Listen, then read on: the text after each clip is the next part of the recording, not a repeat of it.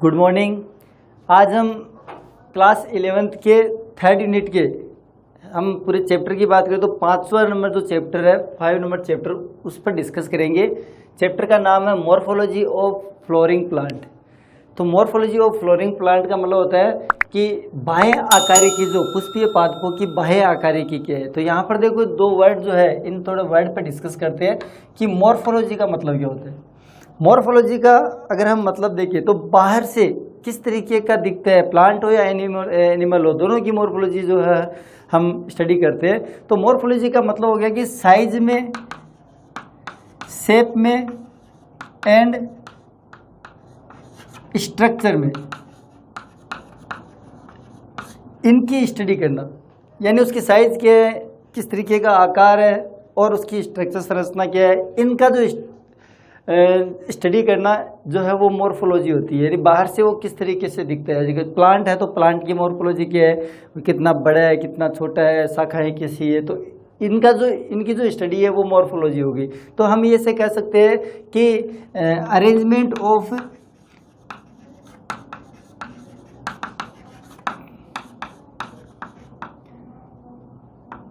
Part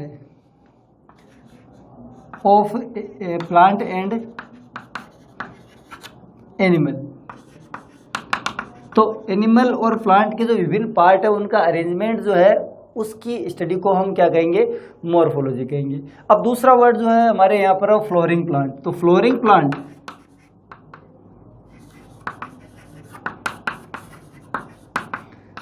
तो किन plant को हम फ्लोरिंग प्लांट कहेंगे। फ्लोरिंग का मतलब होता है पुष्पीय प्लांट, यानी ऐसे प्लांट जिनके ऊपर जो पुष्प फ्लावर जो है वो डेवलप हो और फ्लावर से आगे चल के उनसे जो है वो फ्रूट और सीड्स का जो है डेवलपमेंट होता है। तो ऐसे प्लांट जो है उनको हम फ्लोरिंग प्लांट कहेंगे। फ्लोरिंग प्लांट के अंदर नॉर्मली एंजियोस्पर्म आते हैं। क्या आते हैं? एंजियोस्पर्म।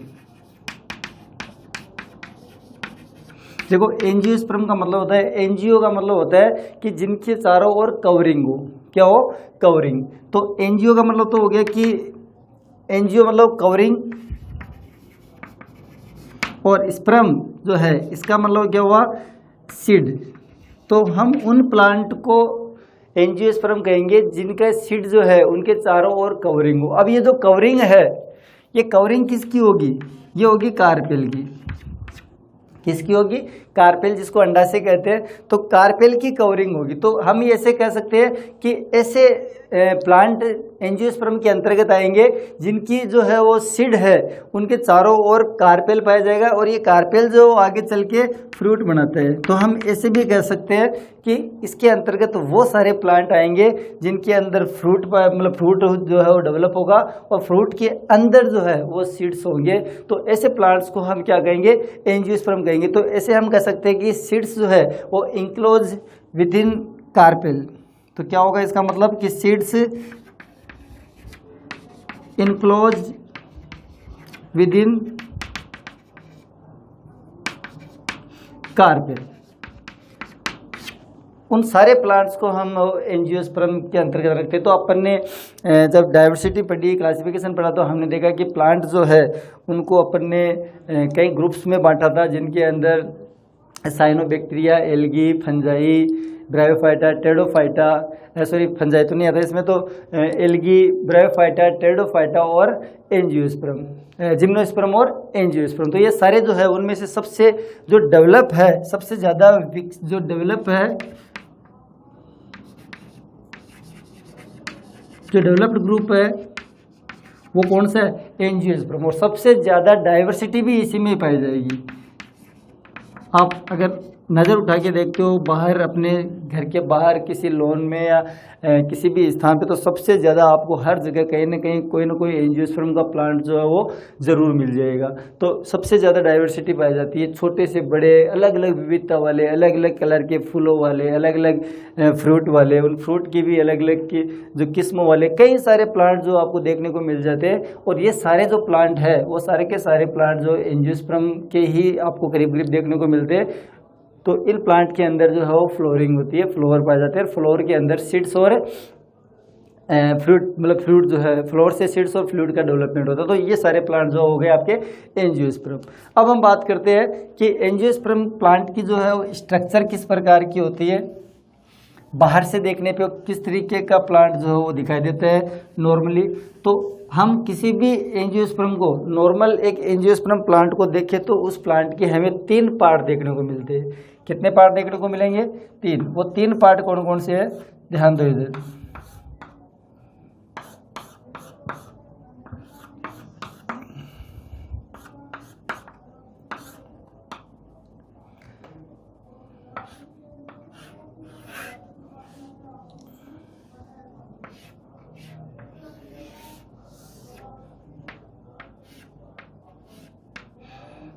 देखो यहाँ पे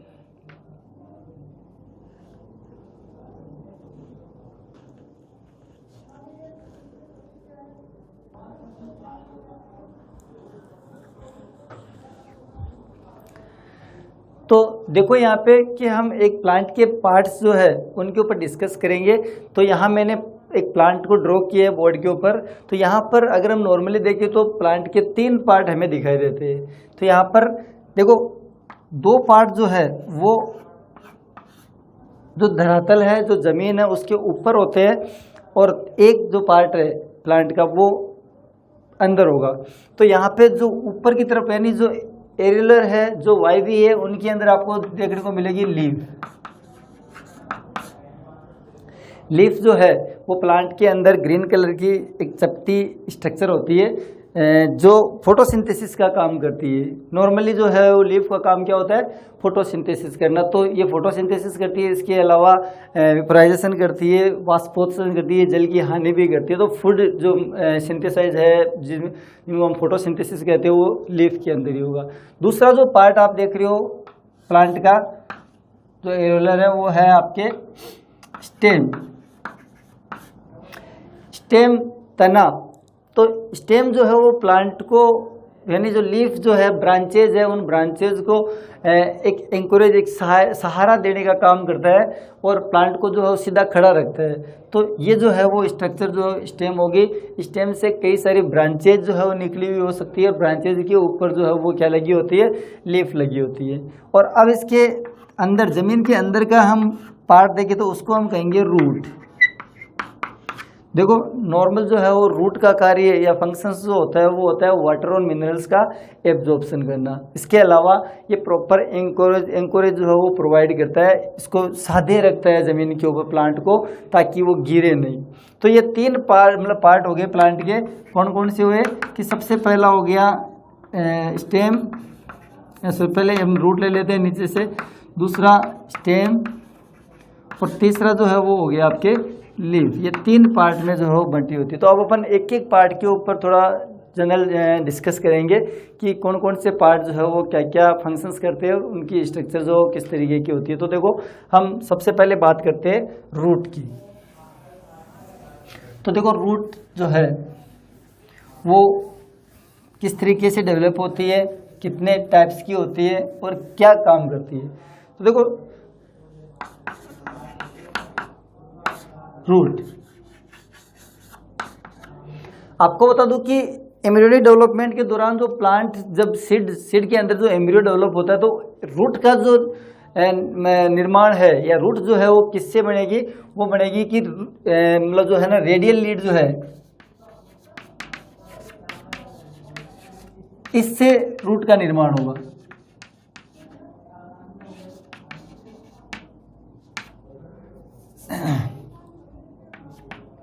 तो रूट जो हो किससे बनेगी, रेडियल लीड, यानी जिसको हम मूलांकुर कह रहे हैं। आप समझते हो कि एक प्रांकुर एक मूलांकुर होता है, तो रूट जो बनेगी वो किससे बनेगी, रेडियल मतलब जो लीड है उससे बनेगी, और वही आगे चल के जो रूट बनाएगा।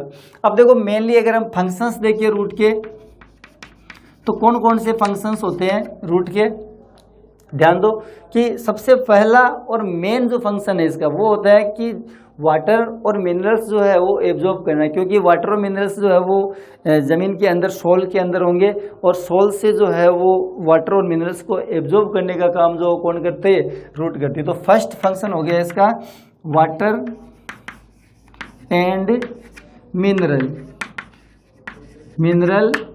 एब्जॉर्प्शन।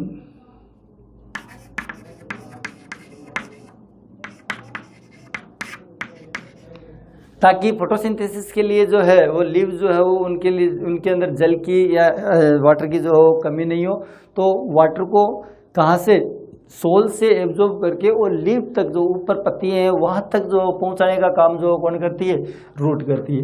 दूसरा जो रूट का जो फंक्शंस है, दूसरा जो कार्य क्या होगा कि ये एक यांत्रिक सहारा प्रदान करेगी, एक सादे रखेगी, ज़मीन के ऊपर खड़ा रखेगी, तो प्रोवाइड ए एंकरिंग जो है सपोर्ट हम कह सकते हैं। तो दूसरा कार्य क्या हो गया कि ये जो है वो प्रोवाइड ए प्रॉपर एंकरेज,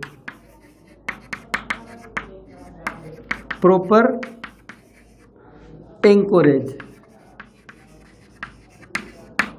मतलब कि एक प्रॉपर यांत्रिक जो सहायता है एक प्लांट को ज़मीन के ऊपर सादे रखने का काम भी जो कौन करेगी, रूट करेगी। कुछ प्लांट्स ऐसे होते हैं जिनके अंदर रूट्स मॉडिफिकेशन करके और अलग कार्य करना भी शुरू कर देती है। तो ये जो कार्य होंगे उसमें होगा कि स्टोर रिजर्व्ड फूड, यानी फूड को स्टोर करने का कार्य भी कौन करेगी, रूट करेगी। कुछ प्लांट है ऐसे जिनके अंदर जैसे अपन देखते हैं कि कैरेट है जो जिसको अपन गाजर कहते हैं, इसके अलावा मूली है, इसके अलावा शकरकंद स्वीट पोटैटो है। तो ये जो जितने भी प्लांट है उनके अंदर फूड का जो है वो स्टोर करना, रिजर्व करना फूड को, ये कार्य भी कौन करती है, रूट करती है। इसके अलावा अगर हम और देखें तो रूट जो है वो प्लांट के जो ग्रोथ रेगुलेटर जो होते हैं उनको सिंथेसाइज करने का काम भी करती है। जैसे कि कई सारे जो हार्मोन्स है उनका सिंथेसिस करना। तो हम अगला कार्य ऐसे लिख सकते हैं कि सिंथेसाइज ऑफ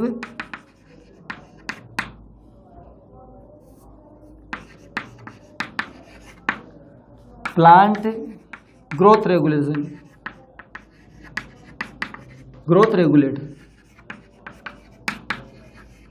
तो ग्रोथ रेगुलेटर को जो है वो सिंथेसाइज करने का जो कार्य होता है, फंक्शंस होता है, वो भी रूट ही करती है। तो इस तरीके से रूट जो है वो प्लांट के लिए इम्पोर्टेंट होती है और इसके मेन फंक्शंस जो है वो ये 4 फंक्शन हो गए। अब हम देखते हैं कि कितने प्रकार की जो है रूट्स जो मिलती है और वो किस तरीके से उनका जो है वो डेवलपमेंट होता है। तो रूट्स कितने प्रकार की होगी और उनकी स्ट्रक्चर क्या होगी। तो देखो समझो टाइप्स ऑफ रूट। तो रूट के प्रकार देखेंगे हम, टाइप्स ऑफ रूट।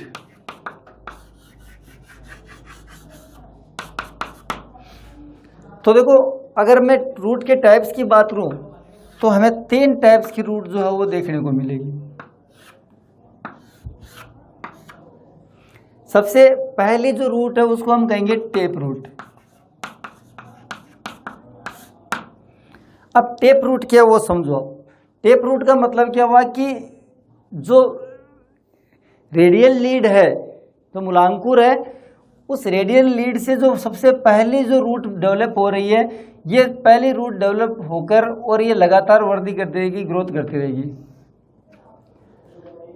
मतलब जो सबसे पहले बनने वाली जो रूट है जिसको हम प्राइमरी रूट कह रहे हैं, जो रेडियल लीड से डेवलप हो रही है, सबसे पहले बनने वाला जो मेरिस्टेमेटिक टिश्यू है जो आगे चल के रूट बनाता है उसको रेडियल लीड कहते हैं। तो ये रेडियल लीड या मूलांकुर से जो बनने वाली जो प्राइमरी रूट है, ये प्राइमरी रूट लगातार ग्रोथ करती रहेगी और इसी से ही, यानी ये तो हो गई प्राइमरी रूट। कौन सी हो गई, ये प्राइमरी रूट। और इसी प्राइमरी रूट से साइड में सेकेंडरी रूट जो है वो डेवलप होती रहेगी। तो ये सेकेंडरी रूट हो गई। इसी से ही साइड में कौन सी सेकेंडरी रूट डेवलप होगी। सेकेंडरी से ही इसके आगे सेकेंडरी से भी कुछ रूट और जो डेवलप हो सकती है जिनको हम कहेंगे टर्सरी।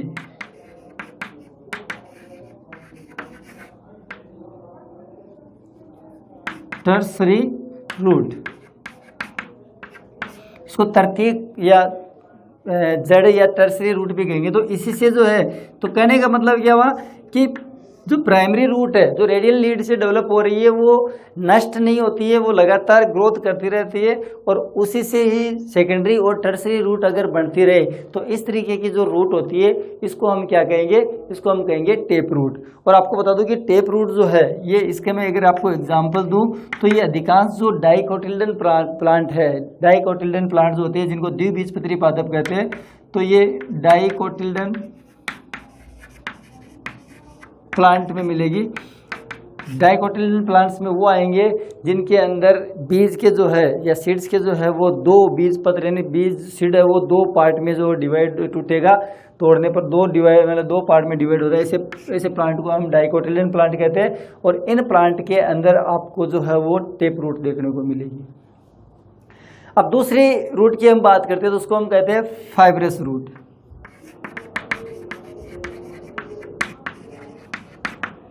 देखो फाइब्रस रूट क्या होती है समझो। यहाँ पे फाइब्रस रूट हम उसको कहेंगे कि इसमें क्या होगा कि जो सबसे पहले रेडियल लीड जो है जिसको हम मूलांकुर कह रहे हैं उससे डेवलप होने वाली फर्स्ट जो रूट है जिसको हम प्राइमरी रूट कह रहे हैं, ये शॉर्ट लाइव्ड होती है, थोड़े समय के लिए ही रहती है। तो ये क्या होगी, नष्ट हो जाएगी। क्या होगी, नष्ट। तो प्राइमरी रूट तो हो गई नष्ट क्योंकि ये शॉर्ट लिव्ड होती है, थोड़े समय के लिए रहती है और इसकी जगह पर बहुत सारी रूट्स जो है वो यहाँ से डेवलप होगी। तो यहाँ से बहुत सारी रूट जो है वो एक साथ एक ही जगह से बहुत सारी रूट जो डेवलप हो जाएगी। तो इस तरीके से एक जाल सा दिखाई देगा आपको। फाइब्रस का मतलब होता है जाल, तो जाल सा दिखाई देगा और इस जाल से दिखाई देने के कारण इसको जो फाइब्रस रूट कहते हैं। तो ये है आप फाइब्रस रूट।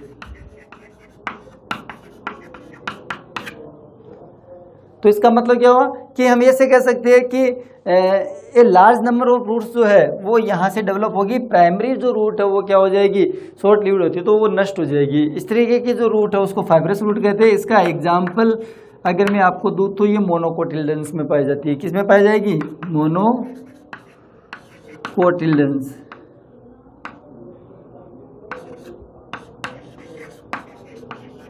जो एक बीजपत्री जो प्लांट है, जैसे मैं आपको कहूँ कि वीट और कई ग्रास जो है उनमें भी ये मिलेगी। तो ये जो रूट है वो आपकी फाइब्रस रूट। अब तीसरी जो रूट है उसको हम कहेंगे एडवेंटिशियस रूट।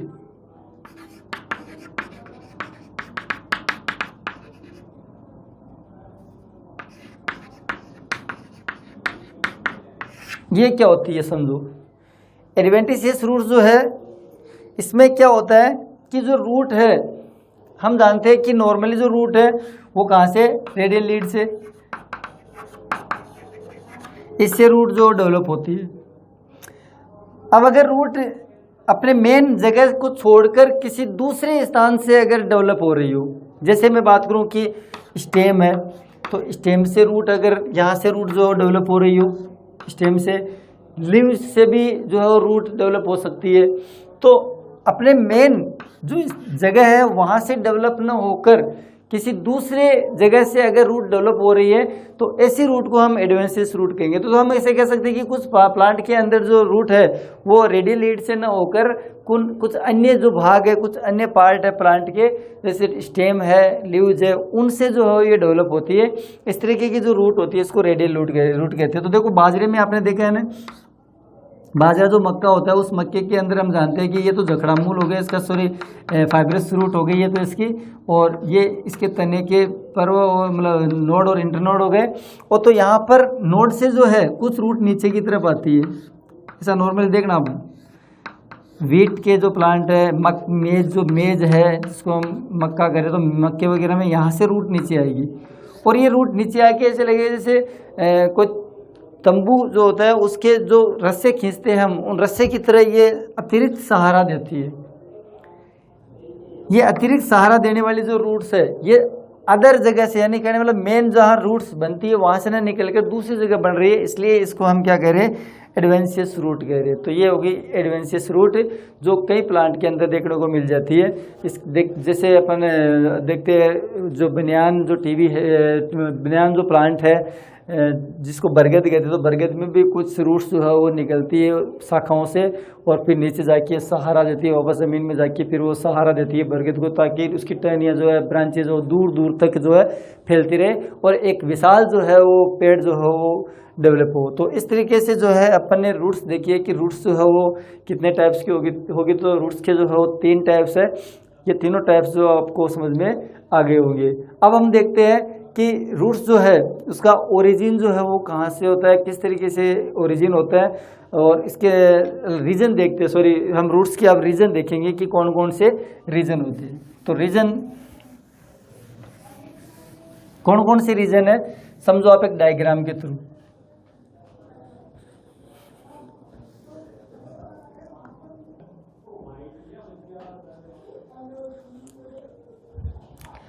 तो यहाँ हम एक रूट के कौन कौन से रीजन होते हैं उन रीजन्स के ऊपर डिस्कस करेंगे। तो यहाँ देखो एक बोर्ड के ऊपर एक डायग्राम ड्रॉ किया है मैंने, जिसके अंदर अपन जो है वो इस रूट के कौन कौन से रीजन्स है और उनके कौन कौन से फंक्शंस है उसको डिस्कस करेंगे। तो ध्यान दो यहाँ पे कि रूट का जो शीर्ष एपिकल जो पार्ट है सबसे आगे वाला, उस पार्ट के ऊपर एक आपको केप स्ट्रक्चर जो है केप लाइक स्ट्रक्चर दिखाई देगी, टोपी के समान एक संरचना दिखाई देगी, जिसको हम कहेंगे रूट केप। क्या कहेंगे? Root cap. तो ये रूट केप हो गई। ये रूट केप जो हो अंदर एक टिश्यू को ढके रखती है। इस रूट केप के अंदर जस्ट अंदर आप देखोगे तो एक टिश्यू जो है वो ढका हुआ रहेगा, कवरिंग रहेगा। इस टिश्यू को हम या इस रीजन को जो है हम मेरिस्टेमेटिक रीजन या रीजन ऑफ मेरिस्टेमेटिक कहेंगे। मेरिस्टेमेटिक का मतलब क्या हुआ कि यहाँ की सेल्स जो है या यहाँ का जो टिश्यू है वो मेरिस्टेमेटिक टिश्यू है। और मेरिस्टेमेटिक टिश्यू वो होता है जिनकी सेल्स जो है वो डिवीजन की जो कैपेबिलिटी जो है वो रखती है, वो लगातार डिवाइडेड होकर और सेल्स नई नई सेल्स जो बनाती रहती है। इस रीजन को हम मेरिस्टेमेटिक रीजन कहेंगे। फिर मेरिस्टेमेटिक रीजन के ऊपर अगर आप देखते हो तो यहाँ की सेल जो है आपको इलोंगेटेड करती हुई दिखाई देगी, इनलार्जमेंट दिखाई देगा इन सेल्स के अंदर। इन सेल से ये जो है सेल वो डिफरेंशिएट होती हुई दिखाई देगी। कहने मतलब कि अलग अलग जो फंक्शंस है उनके अकॉर्डिंग सेल्स जो अपने आप को डालती हुई दिखाई देगी। इससे जो है इस रीजन को हम कहेंगे region of elongation.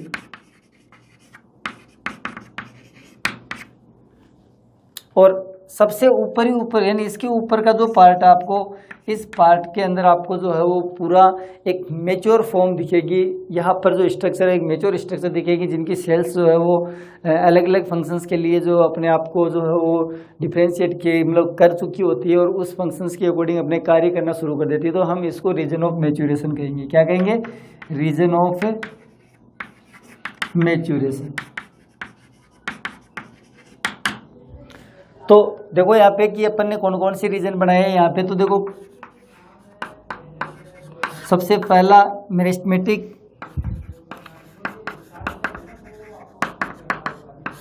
Meristematic tissue के बारे में आप जानते हो, आपने पढ़ा है शुरुआती जो लेसन है उनके अंदर की मेरिस्टेमेटिक टिश्यू वो होते हैं जिनकी सेल्स जो है वो डिवीज़न की कैपेबिलिटी रखती है। वो सेल्स सिर्फ डिवीज़न का कार्य करती है।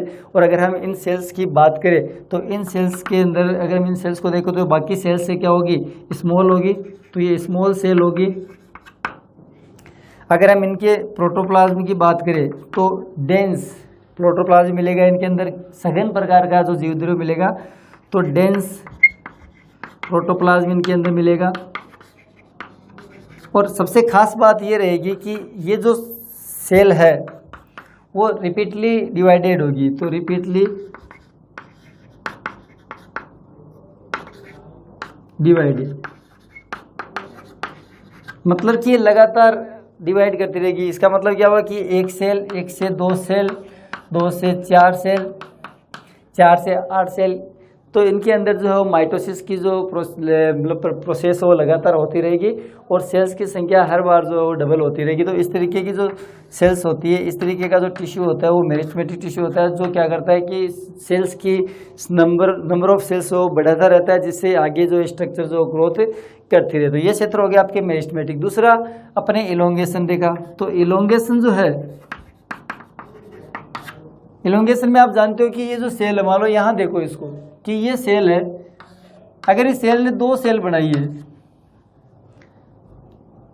अब इनमें से 2 में से ये एक सेल तो वापस डिवीजन कर लेगी और ये जो एक सेल है ये वापस रिपीटली डिवाइडेड होगी। समझ रहे हो आप?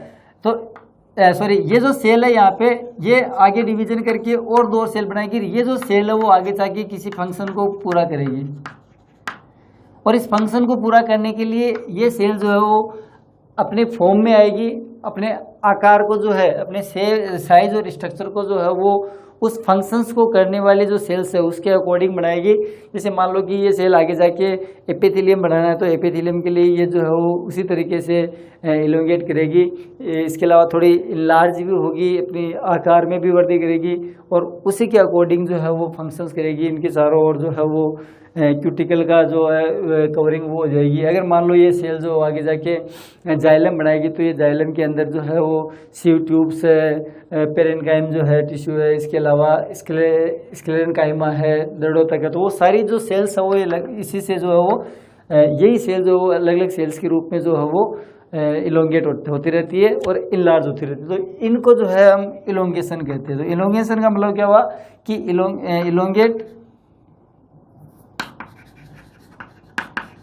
एंड इनलार्जमेंट,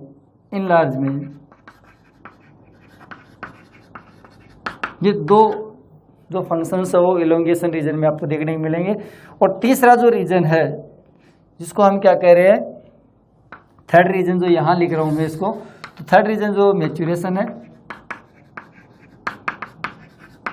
तो मैच्योरेशन के अंदर जब ये सेल इनलार्ज हो जाएगी और इनलार्ज होकर अपनी मेन जिस जो वर्क करना है उस वर्क के अकॉर्डिंग अपने आप को ये जब तैयार कर लेगी, तब हम इसको कहेंगे कि अब ये सेल मैच्योर हो गई है और मैच्योर होकर ये अपना जो काम जो अच्छी तरीके से कर पाएगी। जैसे मान लो ये वेस्कुलर बंडल की सेल है, तो जाइलम की सेल है, फ्लोएम की सेल है, सीव ट्यूब है, वेसल्स है, तो उनके अकॉर्डिंग ही अभी ये काम करेगी।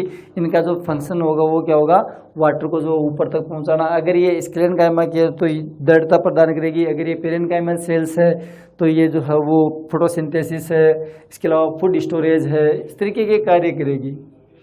अगर ये कोलेनकाइमा है तो ये मतलब जो तन्यता लचीलापन जो है वो प्रोवाइड करेगी प्लांट को। तो इसी के अकॉर्डिंग ये अपने अपने कार्य को जो फंक्शन को करेगी ये सेल्स। तो इस तरीके से जो है वो लास्ट में सेल जो है वो क्या होगी, मैच्योर होगी। अगर आप इस मैच्योरेशन रीजन के अंदर देखो तो मैच्योरेशन रीजन के अंदर आपको जो है वो थ्रेड लाइक स्ट्रक्चर दिखाई देगी। ये जो थ्रेड लाइक स्ट्रक्चर है बहुत ज़्यादा संख्या में होगी। ये थ्रेड लाइक स्ट्रक्चर जो होती है वो एपिथेलियम जो सेल्स होती है वही बनाती है। और ये एपिथेलियम सेल्स जो है जो एक धागे के समान संरचना बना रही है, इसको हम कहते हैं रूट हेयर। ये आपको मैच्योरेशन रीजन में दिखाई देंगे और ये रूट हेयर ही है जो वाटर को और मिनरल, यानी वाटर और मिनरल जो है, वाटर एंड मिनरल एब्जॉर्प्शन का जो काम है उसका काम यही करते। तो ये सोल से वाटर और मिनरल को एब्जॉर्ब करके और इस रूट के अंदर जो है वेस्कुलर सिस्टम के अंदर इसको जो ट्रांसपोर्ट करेंगे। तो ये जो कार्य वो रूट हेयर करते हैं। तो 3 फेज होते हैं, तीनों फेज के ये फंक्शंस है जिनको अभी अपने जो है वो भी डिस्कस किए हैं। अगली क्लास के अंदर हम मॉडिफिकेशन ऑफ रूट देखेंगे कि रूट्स जो है वो किस किस तरीके से मॉडिफिकेशन करती है, किस किस तरीके से जो है वो कौन कौन सी रूट है वो क्या क्या कार्य अलग तरीके से जो मॉडिफिकेट होकर जो कार्य करेगी, तो उनके ऊपर हम डिस्कस करेंगे। आज के लिए इतना ही, धन्यवाद।